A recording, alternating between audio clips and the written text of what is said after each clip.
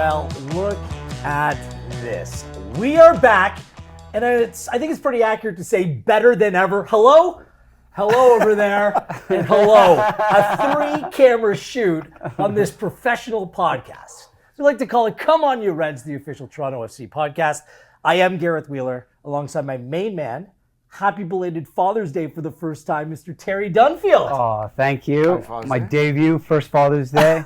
It was, those 3-hour cycles come around quick. I was hoping for a best dad mug, but apparently you need to be a dad for 3 years to be in running for a mug. Oh, really? That's what I said. After you didn't just give you the benefit of the doubt? No, I got to sleep in a little bit, so that was good. Nice. Look, I got the dad bod for Father's Day. No. You have the coach bod. You just need a little bit more time to finesse it, work it in, to truly embrace your dad bod. Great to have you back. For our listeners who are tuning in right now, we've been on hiatus for the last little bit while we put together this new format for the podcast. We're live in person from the BMO training ground, and we're thrilled to be back. Terry was also off on national team duty on John Herbin's staff for the last window for the national team. Congratulations, yeah, man. Thanks. It's the first time I've seen you since. Yeah, no, it was exciting. A great opportunity. Mauro Biello, he's leading the under-20s. They actually play the U.S. tonight in a big game after losing to Cuba, but got the call up to work with Herdman, and I knew he was good, but I didn't know he was that good. It's an incredible high-performance environment, and the team behind the team is just another level. It probably took me 10 days to catch my breath and get caught up to the processes, but it was such a good experience. And it was like 3 trips in one. There was the strike, the Panama game not happening, got into a rhythm against Curacao, and then the monsoon in Honduras. But such a cool opportunity. Wild. We're really proud of you, honestly. And Terry won't say it, so I will say it for him. Terry Dunfield taught Alphonso Davies a couple new tricks that'll show off come Qatar. So wait and see. That's what we need. Part of our new format, and this is the perfect just what he time. needs more tips. These guys are naturals. Each and every podcast, we're bringing in new people to join us because you and I, quite frankly, aren't enough. And we need help. And these two are absolute pros. From the Pals podcast is George and Ricky, or Ricky and George. I'll let you fight over who's ever name goes first. It's okay. Ricky and George here. Happy to be here. This is awesome. We've had a lot of TFC guys on our podcast. We talk sports, soccer, Reds, everything. So more than happy to be here. George. Over to you. Obviously, Rick nailed it. We started a podcast as a hobby. It kind of spun out to this bigger thing, and had the pleasure to sit down with some very legendary TFC players. Jonathan Osorio as of late. Obviously, big Toronto sports guys, big TFC fans. Big, amazing season ahead, and a lot of excitement kind of brewing. I don't have to tell you guys, but we're maybe a month or so away for some big things happening. But a lot has obviously happened since, and we're excited to see what comes in the coming weeks. Congrats on the podcast, you two. Appreciate it. You started right before COVID hit. That was the last time I was at the training ground. Yeah. Because honestly, we've tried to keep away people unnecessarily. They basically put up the stop sign and said, Wheeler, it's not worth the risk. Stay away. That's what they told me. I think they just wanted me to stay away. But the perfect venture heading into the podcast, like you said, you had Oso on your pod. Over 100 Where are you? We're about 170, I think. Something like that, Yeah, and we've had a lot of great success. We've had a lot of Canadian Olympians, obviously TFC players, NHL players, musicians, Juno Award-winning artists. So a little bit of everything, and we just like to kind of chat with our pals, and that's what we're here to do today. Amazing. So you guys are actually pals. Yes. You're actually friends. Yes. I mean, there's some stories where that friendship diverged momentarily, like maybe a few minute spat here and there, but no, we've been best pals. Yeah, brothers fight every now and then. So. Exactly. Our working title was the Best Friend Podcast. Yeah, right. Terry vetoed it, again, sending me a message. But awesome to have you here. I listen on Spotify. How do you recommend? Yeah. Spotify, YouTube, Apple, all your major streaming platforms. Right on, guys. Yeah. Let's dig into it and get into Toronto FC. Like you said, we're in the countdown mode. Like literally the countdown mode for Lorenzo Insigne arriving. But we've had to undergo some growing pains as of late. Rebuilds aren't easy. I don't care if you're the Toronto Maple Leafs, the Toronto Raptors, the Toronto Blue Jays, and now it's happening for Toronto FC. After hitting the highs of highs, winning the MLS Cup, now change is upon us. What have you learned through these opening months of the season? A lot of young players have come in. There's a new coach, a new staff. Very few players are kind of holdovers from the previous regime. George, we'll start with you. What have you learned over these first few months? That's you just made a comment about the holdovers, and I think that was a big thing. As a fan, like looking from the outside, when that Insigne signing happened, I mean, it was like electric in the city. Arguably one of the biggest signings in MLS history. But I, as a fan looking in, you can kind of see that signing was such a big piece that then I guess they were waiting for that chip to fall and then filling in some of the gaps and kind of, seeing where the other needs are. And I'm assuming there's budgetary constraints and so forth. So watching that from afar, I think that was one of the learnings, is seeing how they were going to piece that puzzle together, and obviously waiting for that number one key to kind of join the team, which obviously is not till mid-season. So seeing how they adapted there, I mean, it's early in the season, and I think they've still, done fairly well to get to this point and kind of, stay in the pack. And the East is pretty tight so far. Yeah, to build on that, I think it's tough when you know you're in a rebuild season. Obviously, everybody wants to win, and they had that kind of 4-game stretch where they didn't lose, and you're excited. You're like, hey, this this rebuild's going quicker, and then Insigne's going to come here, we're going to take over, and then it's like, hey, we went on a little bit of a losing skid. And it's tough, right? Fans want to win. It's like, guys, let's trust the process. Just like a lot of these other Toronto teams, you have faith in management, have faith in coaching staff, have faith in your core, and good things will happen. So like you said, we're basically a week or 10 days away from arguably the biggest player in MLS history coming to play. And then, like George said, once you put in those key factors, and hopefully, we get some of our core players back from injury, and see what kind of July and August has in store for us. Pull back the curtain for us, then, Felix. As someone who's actually wearing the kit. By the way, we all need to wear the TFC jumpsuit next week. We'll look like Beastie Boys or tracksuit, jumpsuit, whatever you want to call it. It looks good on you, buddy. I've gone up a size. Give it another size. Yeah. There's still another size to come. But as a player, as a coach, you got to feel the change, right? I'm trying to buy some more time here. Yeah, I like what Ricky said about kind of knowing your core group of players, and having the right structure in place for when Insigne does come. And that moment you feel like couldn't come any sooner, and it's difficult to focus on the process when you've got that at the end of it. And don't forget, too, at the start of the year, we had Bob Bradley come in, as we all know, and now he's laying his philosophy, his methodology, his game model on what's here as well. In the last 6 months, 18 players have gone out the door. So it is a rebuild. And what's tough is our expectations are so high because of all the trophies we've won, all the finals we've been in. It's not just one final, one trophy a year. It's multiple finals, probably since 2016. So you've kind of got all those ingredients that you're navigating through. And I think what it's led to is almost a 6-month trial period, almost an assessment period is maybe a better way to say it, where young academy players have been given opportunities. Some of our core players have been given opportunities to say, can you be our core pieces to support our big DPs? Because really that's what our identity is. And I think Bob Bradley's starting to understand, this works for me, that doesn't work for me, this academy player works.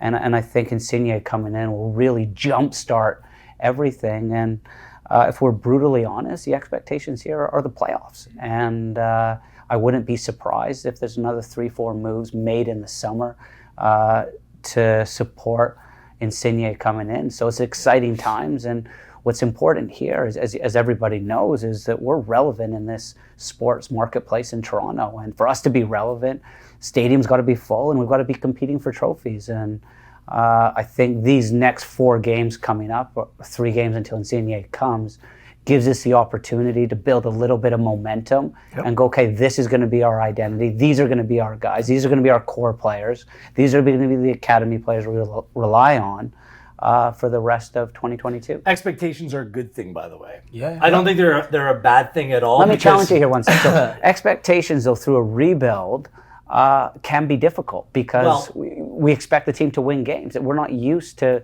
going through multiple games without winning. That's what I was going to say. Expectations are a good thing, but an understanding of the process at play, not to go all Joel Embiid on everyone, but you need to trust the process a little bit here. Because Bob Bradley, a new coach comes in, a new crop of players. I look at the weekend, the back 4 was completely new. In the midfield, there was Michael Bradley and Pozuelo, who has generally played higher up the field in previous versions of this team. And a front line that was completely new. Like, this is a completely new team with a new coach. I think the most important ingredient here is the manager is figuring out which players can play his style of football and which players may be suited to playing a different kind of role. Isn't that part of being a coach? You need to, like, you have your ideas about how you want the team to play when Insigne arrives, when these other players arrive.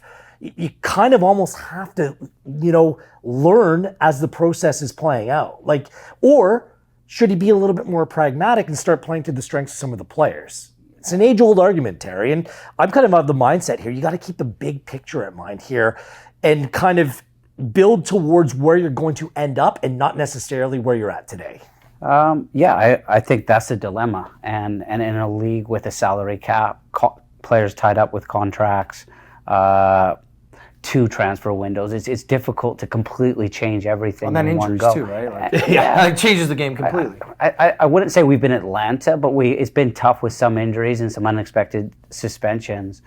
But I would say where Bob's a little bit different to maybe Chris Armas, where the Red Bull way was coming. We weren't going to go away from that, and we needed the right skill sets for that. And I think Bob's game model can go a little bit more towards Barcelona, Man City, a little bit more towards Dortmund and LAFC 2019, depending on the players available to him. There's a little bit of flexibility in there until fast forward 2-3 transfer windows later. Okay, now this is the vision I have for TFC. Right.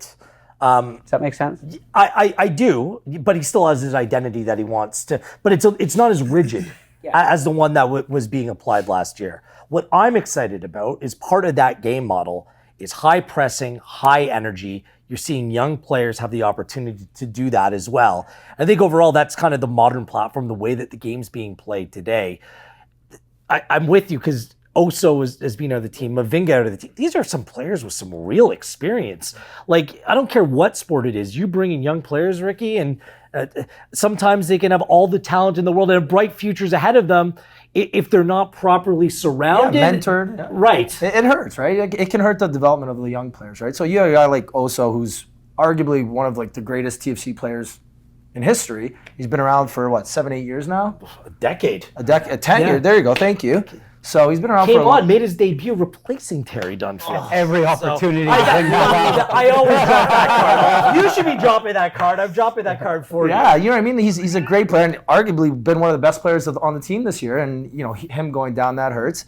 But again, you've got great leadership on the team. You've got guys like Michael Bradley, who's, arguably one of the better players in MLS history, who's able to lead the team. It's just once those young guys come in, they figure out their stride and they get their groove going, and things can change, right? All you got to do is make the playoffs. From there, anything can happen, right? Right. What's critical, and I'm kind of skipping ahead here, is now the latter stages of June into July, every Toronto FC game is home. Their next away game is July 13th against Chicago Fire, a team that's struggling at the bottom of the Eastern Conference as well. This has to be looked at as a crucial period of this season, like taking advantage of playing at home. You know what it's like down at BMO Field when it gets going. Like, this has to be a critical time with new additions coming in for this team to kind of get things going. Yeah, absolutely. And look at the standings, today. The East is pretty tight. I mean, TFC is sitting in 10th, somewhere in that range. And I mean, they're within striking distance. I mean, you put on a 4-game win streak and you're up to the top 4 in the Eastern Conference. So back to the point of saying about, navigating it and Bradley bringing his system and all that, there's so many things that have changed with this team and it is a rebuild and you can see it, but they're still hanging in there, right? And you just need a couple bounces to go your way. You need the team to kind of click. You need, Bradley the coach, Bradley the captain to kind of bring that team together and hold the fort for those guys to get healthy. That big sign to come back in and I mean, man, they could go on a serious run and make some noise that second half of the season. And of course, Lorenzo Insigne, his arrival is imminent. Is that the best way to put it? Oh yeah. I believe there's official countdown clocks. It's like counting down to New Year's Eve or something like that. The jerseys are already going through reveal. College Street, Dundas. Do you feel it? Do you feel it right now? Oh, you feel it. Taste of Little Italy was this past weekend. You can just feel it.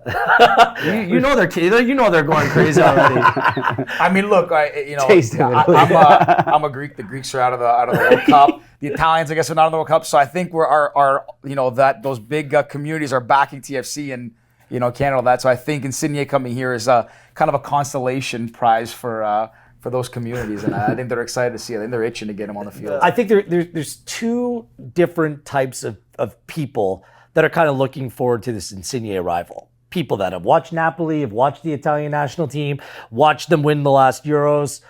So they're familiar with the player and how good he can be. There's also the people, Terry, that have just kind of picked up on the conversation, seen the headlines out there. Who's this Insigne cat? Oh, sounds like it's must-see, TV, or need to get down to the stadium. But then it's about him delivering for Toronto FC. Maybe I'm somewhere in between because I kind of don't know what to expect.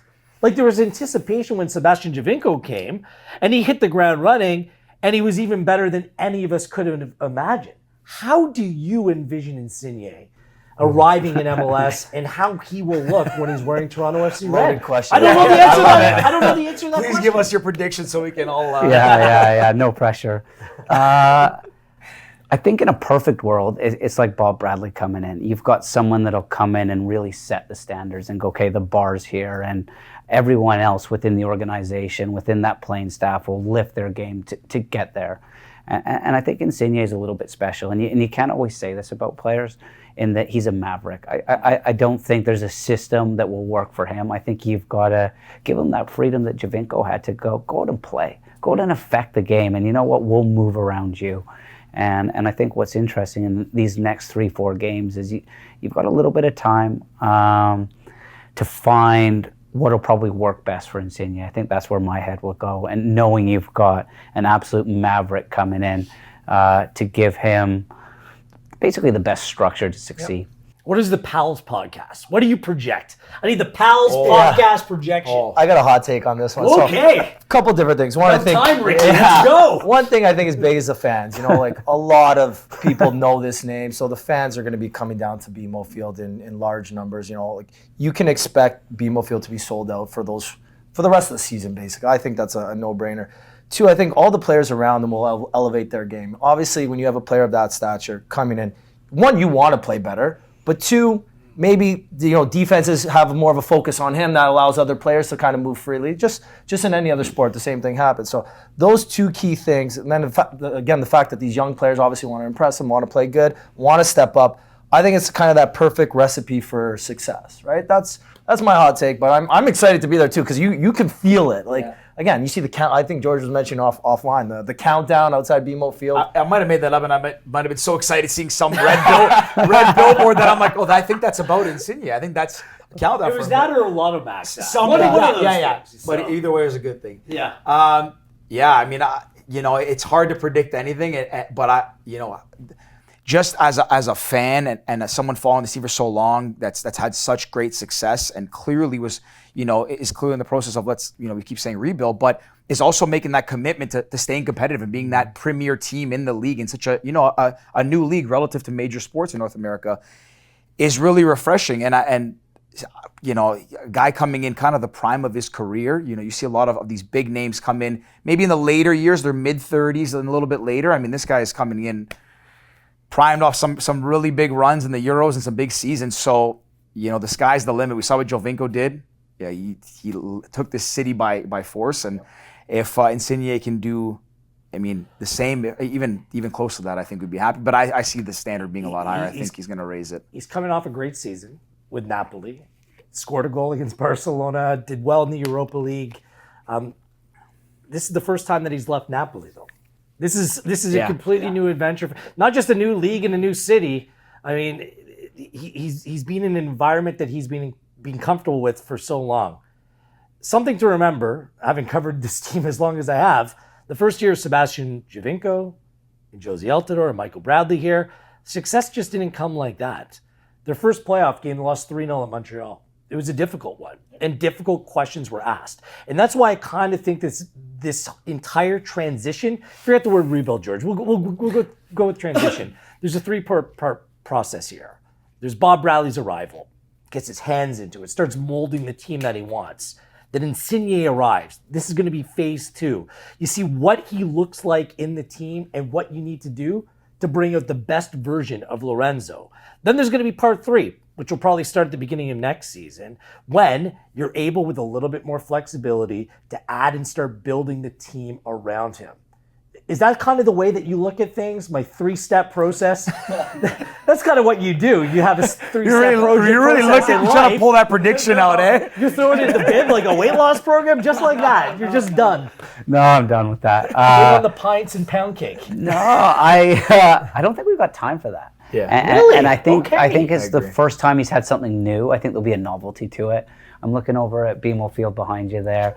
I think it'll be like a Pozuelo type first 10 games. I think he comes in fresh. I think he's on fire. I think he's got a little bit more time in MLS. If I'm a defender, I don't want to get close to him, which is a problem because he's going to be whipping crosses in. Then somebody will get close to him. He'll combine, create half a yard, and stick it in the back of the net. So I think it's going to be all aces to start. I think he finds his rhythm right away. We've got an incredible team here behind the scenes in operations that have just rolled out the red carpet for him to ensure his family, himself, everything is seamless so he can hit the ground running. So I think he'll be on fire. He just needs to play New York City in his first game. Like that was the Pozuelo magic. You're part of the proud Italian community in the city, Ricky? Yeah, big time. How are you unrolling the red carpet? Did you remember when Italy won the Euro Cup? Everybody went crazy. Right? You couldn't turn on any TV, social media, anything without seeing, Forza Azzurri, everyone going crazy, right? It was arguably one of the biggest things for the soccer community in Toronto, because we have a lot of Italians in the city, obviously. No way. You're kidding me. There you go. First time I've heard of this. But yeah, again, like coming in, I think just as Kawhi had, free food for everything. I think he's gonna have the exact same thing. He's gonna go Kawhi and dine. Yeah, Kawhi and dine. That was it. Yeah, I forgot. But build it on your part. Even if he doesn't come in, guns swinging and everything, I think the biggest thing is like the process, right? Like he's gonna play his game. There's obviously key pieces that will be filled in along the way. Younger guys stepping up, filling in those voids. So even if he doesn't come in guns blazing, it's not the end of the world. Like, let's hit the panic button. It's like, no, trust the process. We've got time. This is a rebuild, right? So focus on the rebuild. Focus on making the young players step up. Focus on building that core. Focus on playing the team So way. you have my back. You're not throwing out my 3-step process like that. I'm in between. George is chucking it out too. See, I've used that word, and you made a point to drop that word. And I agree. I agree with Terry. I'm going to drop Thanks, that word George. because I do believe that if you actually look at the team stats, Ricky, come sit. get in here. Switch over. We got 2v2 here. No, if you New Pals podcast. Don't worry. Let's go. if you look at if you actually look at the team stats and everything, and you look at where TFC is in the table, they seem to be kind of just on the cusp there. And if you look at their offensive numbers, it seems like that's kind of their weaker. Maybe where they're weaker right now. I mean, they're not putting a lot of quality shots on net and so forth. And you said a point about crosses. I think they might be in the lower part. I don't want to say where they are, but lower part. I mean, if he comes there and you start getting a little bit more quality chances, I mean, it's a numbers game. Ricky will tell you that. He's all about shoot your shot, right? Shoot or shoot. So the more shots, more quality chances You take one of those chances against the Red Bulls on the weekend, it's maybe a different second half. So that's what I mean. I'm just saying. You made a point about like that pressure on the team alleviating. I mean, there's going to be a focus from opposition on him. There's no doubt. You do not want to be beat by one guy. To beat by someone else on the team or multiple guys is a different story. But letting one guy coming over from Napoli having a great season, you're going to be focused there. Taking the focus away from him, alleviating the load somewhere else, and I'm sure he can do some pretty special things and put some stuff on target. No. His eyes are lighting up. I think if I'm on the board as well and I write a check like that, I'm not saying I need this has 6 months to play out. I'm ready for it. But playoffs are bust. But let's be honest, and I like how Bill Manning said this, and we'll get into what this means in a few moments. But this is not just about today. This is about the next 4 years, hosting a World Cup in our own stadium, in our very own city. So I think it's a little bit naive to think that, boom, it's about short-term results. It's about the now. I think there's a process about to play out, and this is part of the branding of it, part of the excitement of it, part of putting the best product possible on the field as well, with top international star players joined up and playing alongside top Canadian players, and also preferably local players who've grown up, lived and breathed Toronto FC from the time they were young in our own very backyard. So I understand what you're saying, Terry. I'd add the word innovative to it as well. Sure. I think TFC have gone against the trend of MLS right now, where a lot of clubs are signing younger players, spending a little bit less, looking to develop them, to make a profit there, and still yet be competitive to make the playoffs and challenge for MLS Cup. I think TFC have gone all out here. I think if you look at the various salary spends across the league, this is an outlier. This is way out here where TFC have gone, you know what, we're going to take a big swing. And I think it's worth it. I think that's what MLS needs. Again, this isn't a player who's 35, 36. If I'm LAFC or I'm Atlanta and I'm the Galaxy and I'm looking up north going, what's going on up there? Well, you know what? Are they starting to think, do we need to compete with this? That. Is this where the league's going? Yeah. And if I'm another player as well, I'm like, you know what? I want to be part of that project. Mm-hmm. And we'll see what that looks like. Bill Manning has gone on the record saying that his preference is that it's not just Insigne arriving in the next few weeks, that there's other players to come along as well. George, Ricky, is there a type of player, a position that you think the team could benefit by addressing? Where do you stand on this, George? I mean, look, up top, you have a lot of guys, and even in the midfield, you still have a Pozuelo holding down. I mean, Bradley, a little bit older, but still, you can see him out there. Like, he still is that force, and he plays with a very level head, and clearly has that game IQ.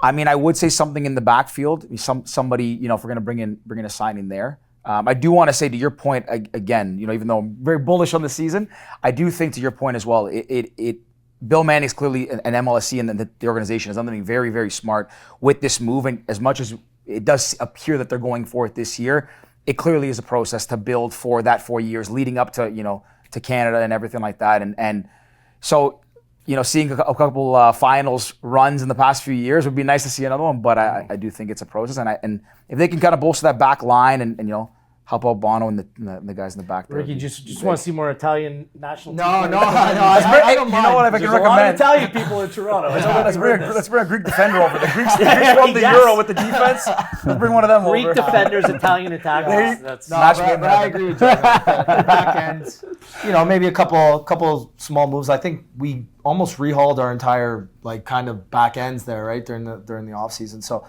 if we bring in a couple nice players that can either step into the lineup or even play role players, I think that'd be a big addition. Because again, the goaltending situation, you see the numbers. Okay, they haven't had a clean sheet in 20-something games, but that doesn't matter. They're also getting some of the most shots on net. Yeah. So it's tough, right? You can't blame the goalie, but sometimes you see the scoreboard, you just point fingers. You can't do that. Look at the whole game. You can't expect your goalie to make the most saves in the league every game, right? So I think the back end would be nice to kind of defensive line step up a little bit and maybe making a couple changes there. Trust me, I'm a Manchester United supporter. I know exactly what that's all about. Is that Chris Pavinga walking by? Terry, what are you seeing? If the club wants to add a couple more players to the mix, what do you think would be an astute position to address? You show me your hand first. Mine? I know you're itching to get it. You know me too well. Best friends podcast. Oh, nice switcheroo. I want TFC to address the midfield. And I'll tell you why. Because I think they've been limited in terms of the players at that position now that Jonathan Osorio has been out. And he battled some injuries at the start of the season as well. I think that you need established players in that position that can control games more. For the first time, you heard Bob Bradley after last game say that maybe some of the young players, just they're physically not at that level to compete week in, week out against top professionals across Major League Soccer. And I think that if you solidify that midfield position a little bit more, you'll benefit the players at the back and not as much pressure will be on them. You see so many times last weekend against the Red Bulls, the second goal was played because the back four were playing so high because they're trying to push forward and limit the space created by the midfield. DeAndre Kerr is a wonderful young player. I've never seen him play midfield growing up through the academy, Terry. So, and then guess what happens? You're exposed and behind over the top. I just think that providing some more balance in that area would benefit everyone behind and also provide a little bit more of a platform for the Pozuelos, the Jimenez, and the Insignes coming in to go and do what they do best, and that is to produce goals. So that's what I'd say. To control that game flow a little bit there in the middle. Bingo. Just sometimes I feel it's not the entire, because TFC, their ball retention's good, their distribution's good, they're creating chances, but there's these stretches of the games. The start of the game has been a problem. Yeah. The end of the game has been a problem. And there's these 5-minute stretches in between. Arguably some of the most important key I moments of the game. But this is where, like, I think that experience, like Terry can explain this better. I'm watching Terry think about what he's going to say right now. Can help mitigate some of these issues from time to time. Trying to bring all this together. Terry's like, what do I say? You got this, Terry. You got this. He's our Yoda on the podcast, by the way. So George is like, we need attackers. No, defenders. Defenders. I'm defenders with him. Defenders. Oh, I thought you were talking about crosses. I was a little bit all over the place. I said that when Insigne comes, though, I think the one thing that he can bring to the point of, sending more balls, quality balls in the net and on target, I think that will help. But if said the one thing that Jimenez, I think we need, Akinola, yes. Yeah. I think the one thing I thought was more in the backfield. Okay. Kind of So we're talking defenders, we're talking midfield. The two things that stood out from the conversation for me were soccer IQ and physical thresholds. And I think... I guess I brought nothing to the table. No, Ricky. No, you're Ricky, good. you're on the right side over here. I'm over here. I'm good. Bavinga's waiting for you. So what I'm thinking is, I think there's physical demands to Bob Bradley's philosophy. Tons of high-intensity runs. It's a high-intensity game. And I think there's this particular... physical profile or skill set that's needed. I also think, I like the word soccer IQ, and I say that because I think Bob Bradley is one of the most decorated, if not the most decorated, North American coach ever. Bruce Arena, really. Those two. And I think what Bob's sweet spot is just the art of pure coaching and some of his details. And I think players with soccer IQ are just a little bit more coachable. And I think you can kind of shape that player into your game model. And then from soccer IQ, physical traits, the technical, tactical side will take care of itself. I think culture is important, and we learned that last year as well, in that changing room being right. So you're looking for a type of player rather than a position? Not quite. Yeah, essentially. So, and if you look at kind of our shape or our 11, I think the front office is probably open to anywhere. I think we're open to just good players, and I think you can make a case probably for each position. And that's probably where I would go, is being a little bit more general, but physical for sure. Soccer IQ for sure. Some MLS experience, I think that's important to support Insigne. And I agree. I think our midfield right now, the balance isn't quite right yet. I think I'm not sure. Pozuelo playing there. A lot of the time he received it, he was facing his own goal. When he received it higher up the field, good things happen. I think Shane O'Neill's done a pretty solid job since coming in. I think he's been as what's expected. But yeah, for the most part, just a little bit more cover, a little bit more quality, and a little bit more physicality. Also, it's not a matter of just like recruitment. And I'm not sure if it was George or Ricky who brought this up, getting healthy too. Oso's been out, Bavinga's been out. These are two vastly experienced players. Jacob Schaffelberg, Shaquille Marshall-Ruddy, two players that are now just making their way back to full fitness, and two players coming off long-term injuries who are really could be big players for the present and the future of Toronto FC, and Ayo Akinola and Ralph Priso, coming off season-ending injuries last year and trying to make their way back into this team. So I think it's a little bit of a process. Recruitment is part of it, but hopefully all of these worlds come together in a very positive way come the end of June. String some wins together, Insigne lands, a couple new faces, and we'll see where this thing can go. That's why I feel like this is the appetizer, and the main course is very much still to come.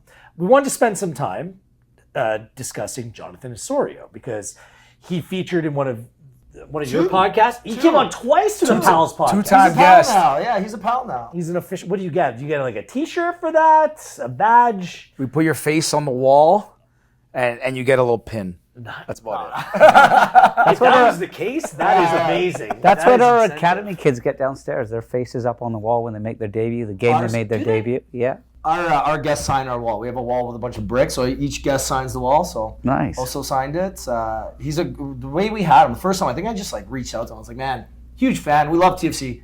Got to get you on the pod. He's like, yeah, sure, no problem. So what We're did like you 8 episodes in. We're like, this is crazy. what did you learn about Oso? Like, what did he give you guys? Man, he's A awesome. lot. And the first episode, to Ricky's point, we started our podcast just for us to hang out. And out of nowhere, Oso comes on, and we recorded at the time in my condo. So he comes at a desk, like in my house, and it was kind of weird. But he was just one of the guys, just hanging out, talking to us, telling us about his time coming up and some of the games, and what it's like to play for the city of Toronto when you're from here, and you can just. You can tell he just loves what he does, and he's so proud to be able to play for the city that he grew up in and all that, and represent his country. So, just a pleasure to talk to, and a great guy. When we had him on the second time, I think we ran into him at like Leaf game or Raptor game, and I was like, oh, so when are you coming back? I was like, whenever you want. I was like, 2 weeks. He's like, man, let's do it. I got a break from Team Canada. We're like, perfect. We got him on, and we started talking Team Canada, and you could just hear the excitement in his voice. And he's not like an overly loud talker like me and George, but like, you can hear the excitement in his voice. Yeah. Well, was it before or after the U.S. game and Hamilton? I think it was just before. Yeah, just before. So just before. So there's a lot of excitement, and I think there were 3 wins away. They weren't So sure if you're he's going to taking play. credit of inspiring Oso. We fired him up. Basic. The race they won is the Palace. That pass around the corner on the first goal is all you. Yeah, 100%. We drew it up off air. We told him this is what's gonna happen. Look for this guy named Kyle Laren. Yeah. Send it in. They'll score the goal. You guys are on. I think it was right before the game. He had the free kick goal too. That really nice one. Yeah. I look at him. There's so much pride around Oso. He's representing the club more than anyone else before. And what I've noticed in recent years, Terry, and you've known him a long time. I won't share the super stat anymore, but I'm watching the 2026 host city announcements. He's in New York. Yeah. And he's representing our country. Forget the club. He's representing the country at that time. He has become so well-spoken. He's come out of his shell. He's an absolute role model now. But by the way, anyone that's giving him a hard time for saying who's the best team in it's Canada. Like, we just won. Like, get a life, man. Like, what's he supposed to say? He said the absolutely right thing. Like, Canada is the kings of CONCACAF right now. So I just love the guy. And the way that he has now become a leader, not only within TFC, but the national team, Terry. I did not see this evolution happening the way that it has. I don't know if you have any thoughts on that. Just like him kind of growing up and becoming Mr. TFC now. Yeah, we've used the word process a little bit, and Well, I did. I'm with you on this one. That's why I'm over here now. and he's coming up, so he's getting close to like his testimonial year. It's crazy, but I think he's got this incredible growth mindset, and each year he just continues to get better and better. Whether he's a tactical architect as he is for Canada, his technique gets a little bit cleaner, he gets a little bit bigger and stronger, a little bit quicker in an off season. In the changing room, there's a little bit more leadership. Leadership now leading our country, representing. But I think underneath all of that, what's so cool about Jonathan is, and the fact that he's an incredible person, is this amazing competitiveness. He's such a fighter, and I'll never forget it. He came in, I think that preseason, almost on trial, where he ended up making his debut, and it was like our media day. It was the first day. I'd reported back after playing the year before, and he almost set up a 5-a-side for us to play in the 18-yard box, move the goals himself. This young 19, 20-year-old. And I'll never forget it. We played for like 2.5 hours, like we were in the streets. And he's like slide tackling, he's keeping score, he's asking more from his teammates. And I'm like, who is this guy? And fast forward almost 10 years later, he's now doing it for his country, leading Toronto FC. And I'm sure he's going to crush it in Qatar. They booked the podcast twice. I think we maybe had him on once, and we've had like almost 300 episodes. We talked about this too. We've had other former TFC players on, younger guys, and they all say the same thing. Like he's just like an absolute stud on the field, off the field. Just such a good person to be around, such a role model, and like a Michael Bradley too. So just such a team player that wants to see the best out of not only himself but his teamates and everybody around him. And he's still young. Yeah. Like he's still like right in the prime of his career. That's why, and I wanted to get to this topic before we wrap up the show. Like 2026 isn't that far away. I know we have a lot of MLS play. We have Qatar coming up in the fall, but 2026 isn't that far off. And Osorio is still going to be in contention to be part of the Canadian men's national team setup. Congratulations to Toronto. We are a host city for the 2026 World Cup. Have you guys ever been to a World Cup game before? Never. 2026 I'll be there though. Terry, have you? No, we came close to South Africa. But. Right. I was in South Africa. I was in Germany before. There's nothing. Just wait till we experience it in our city. There's so much pride. Just wait till you experience the vibe of having World Cup games in your city. The traveling support that comes in, just the hype, the anticipation. It is the fan zones. It is next level. I simply cannot wait. What are your thoughts on the 48 teams? Don't like it at all. 16 teams, 16 groups of 3. So you're only guaranteed 2 games. It's not my favorite. I would have split the difference and made it 40 if you're going to expand. I think they went too far. Guys, thoughts? I mean, yeah, I think it, in my opinion, when you expand that much, it kind of waters down competition as well a little bit. You want to see the highest quality. I can understand, I think, why they did it, as most sports as they grow and expand. But I think I would have liked to see a little smaller. Yeah, I'm like George. I love the World Cup. I think it's awesome. Again, Italian, Brazilian here, so I've been fortunate enough to cheer for winning teams my entire life. Yeah. But again, now that Canada's hosting, Canada's in it, like you got so much young talent. It's going to be exciting. I'd rather it would have been a little bit smaller because then again, you get to see those 3 games guaranteed. Even if you don't win, you get to be there, to experience, right? Canada playing 3, but at the end of the day, it's exciting nonetheless. So I won't complain about it. I want to congratulate Bill Manning, a lot of people working behind the scenes at MLSE, and Larry Tannenbaum for help making this happen. This is a significant project, a significant commitment by both the public and the private sector to make this happen. Now, part of this project is BMO Field being expanded, shined up. Some new additions are coming to the stadium. Now, there's some renderings online. I cannot speak to whether they're accurate or not, but let's put on our hats here, our ideal situation hats. We've all spent a lot of time down at BMO Field. Taking a look at it behind us. If you were in charge of the project, Ricky, what would you do to BMO Field to take it to that next World Cup level? Oh, the north end, I'm building, a nice double-decker layer there. So maybe adding on. Like, so 2 levels? Yeah, two levels, like two nice big ones. Maybe it wraps around, connects to the east and west. Maybe on the south side, do something similar. The Jumbotron I love, but it's going to have to go because the backstage is going to be big. So maybe put one in each corner kind of thing on that side. Maybe have a nice Jumbotron wrap around like the Jays just got. But yeah, big double decker on the north side. On the south side, I would expand it, make it a little bit higher as well. Kind of how we used to have those temporary seating for MLS Cup. It was like Grey Cup. Yeah, I think they should make those permanent and just kind of bring it up to like 50,000. I think that would be electric. George? I'm going to disagree with my pal over here. The north side, one of the things I like the most, and I just noticed this year for the first time, is being able to see the north side goal. Sure, the big screen needs to be adjusted a little, not very conducive for everybody. But when you look at the north side, sure, could you put more seating in? Yes, but being able to see up through Liberty Village and see that old food building there, and the people just walking by, it has this very cool stadium feel to it. You definitely got to add more seats and get it to that 50,000. I would probably blow out the south side, add some more in the back. Because then you get to see the planes taking off on the south side. You raise it a little bit.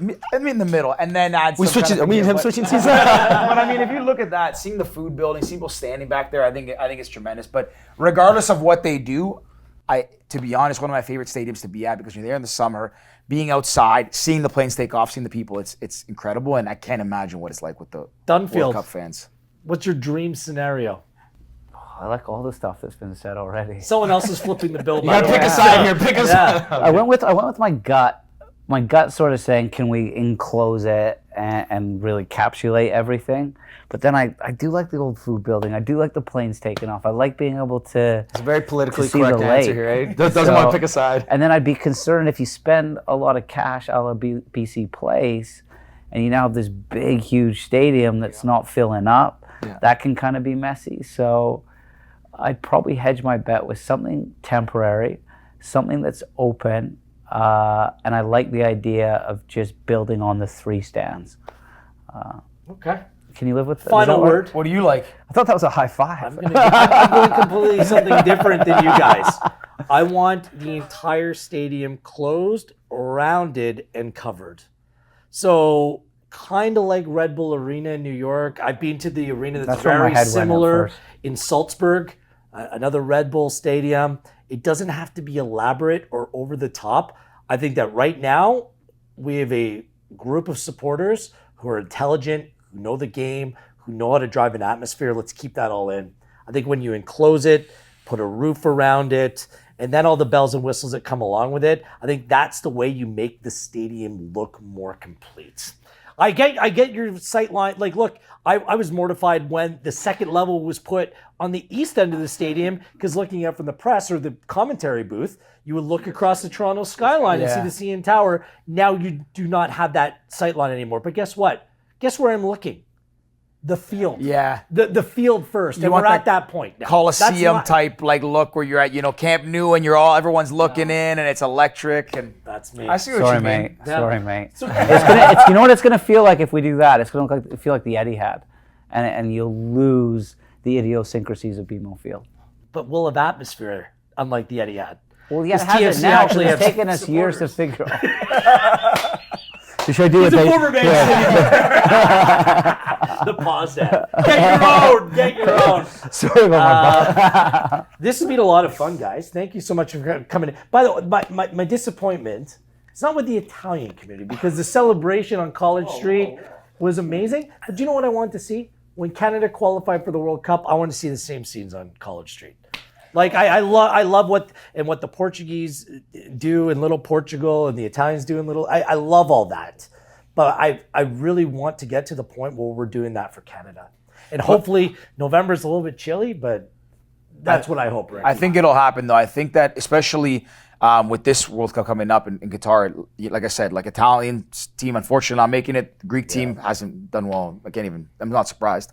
But having those big communities and those cohorts, and I'm sure there's other communities that I'm not thinking of in such a multicultural city, I have a feeling that they're all going to be behind Canada, and it couldn't have worked out better, whether it's happenstance or was meant to be.